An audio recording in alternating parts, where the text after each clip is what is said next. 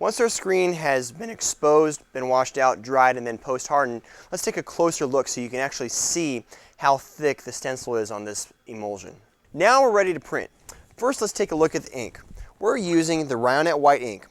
A lot of times white ink is extremely thick and hard to print with because the opacity needed to show up well on a dark garment.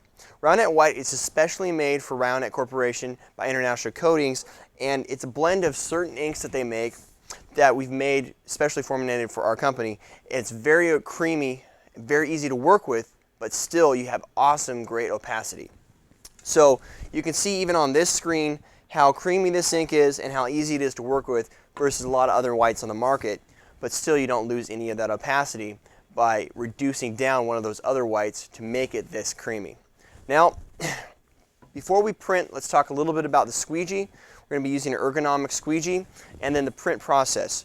We're going to do this print without flashing, so we're going to do 2 passes. The first pass is going to be a fairly hard angle with the squeegee, probably at 80 degrees, and a lot of force, pressure to get the fibers of the shirt encapsulated and give a base for our second pass, which we're going to angle the squeegee more and more set the ink on top of the shirt versus trying to force it in it. Let's pull the shirt up.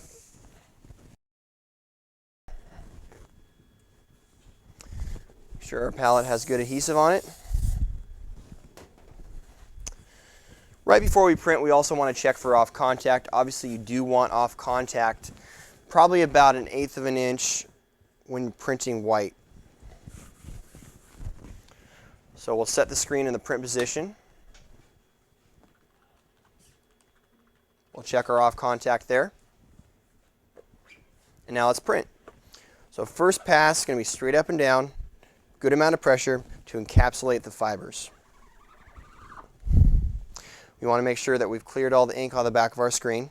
Now, let's flood it to load the ink back up in the well. And with the second pass, we're going to come back with a more angled squeegee stroke, a little bit softer. Marvin once told me it's kind of like putting peanut butter on bread. I think that's a good analogy. You don't want to smash peanut butter into bread, you want to kind of lay it on top of it. But you still want to take the ink off the back. So this might take a little bit of practice, but maybe even angle it a little bit as you see that I'm doing right here.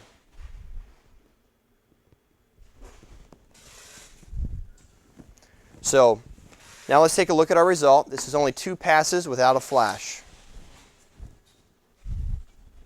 Yes.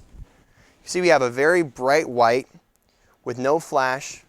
The first stroke, hard to encapsulate the fibers. The second stroke to get our opacity. Typically this could be done in 2 to 3 flashes, but now we just tripled your production time. Once we're done printing, now let's touch on curing. We're curing this shirt in a conveyor dryer. Whether you're curing with a conveyor dryer or a flash, you want to ensure a couple things with white. White's always going to be thicker than your other colors. Also, using infrared heat, white is going to reflect the heat back away from the ink rather than absorbing it, let's say like black. Black's always going to be absorbing ink, white's always going to be reflecting it away. So you have to change your curing parameters a little bit. If you don't have a laser temp gun, we'd really recommend getting one because this allows you to point, whether you're underneath a flash dryer, like over here, or running through a conveyor dryer, allows you to point the laser temp on the surface of the ink and know that it's reaching the temperature that the ink is needed, which is actually 320, 330 degrees. So the surface of the ink needs to be 330 degrees, but you have to let that settle for a good probably 5 seconds at least to allow that 330 degrees to travel to the bottom. There's also a stretch test that we'll show you after we take the shirt out of the conveyor dryer. So as it's coming out, let's temp it. And we're seeing that this ink right here is at 330 degrees, 332 degrees.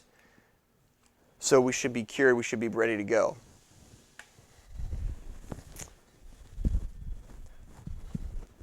You can actually smell plastisol also after it's cured. It has kind of a pungent odor to it.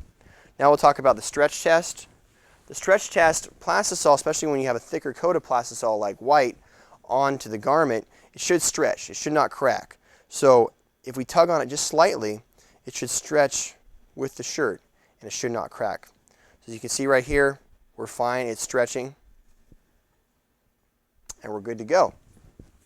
Now, depending on the mesh you use, the ink could have a different feel. So if you do want a softer hand, there's some soft hand additives that we have you can add into the ink, or you can use a little higher mesh. You can also put it underneath a heat press using a Teflon sheet for about 5 seconds. That'll really soften out the ink and give it a much shinier sheen versus sometimes a little bit more rougher sheen. One other thing I wanted to touch on is we did this print manually. This is a manual press, manual squeegee, obviously, so you can actually physically control the angle of the squeegee and how hard you press. So the first one we're doing pretty hard, straight up an angle, and the second one we're changing the angle, obviously, to get the opacity built up on the ink. With an automatic press, you can't have that functionality because the squeegee pressure and angle is set on each head. So with an automatic press, what you can do is you can actually use 2 different screens. One with a more up and down angle, then you can flash it. Then a couple stations later, to allow that screen, the ink to cool down, you can use another screen with a little bit thicker stencil and a more angled stroke, maybe a little bit more softer stroke too, like we saw in our manual machine. So you can accomplish both either with automatic printing or manual printing. We're pretty much done now. Thanks for watching the video on printing white. We hope this has taught you guys some stuff and also will help increase your production times, cut down those 3 or 4 times you're having to flash white right now.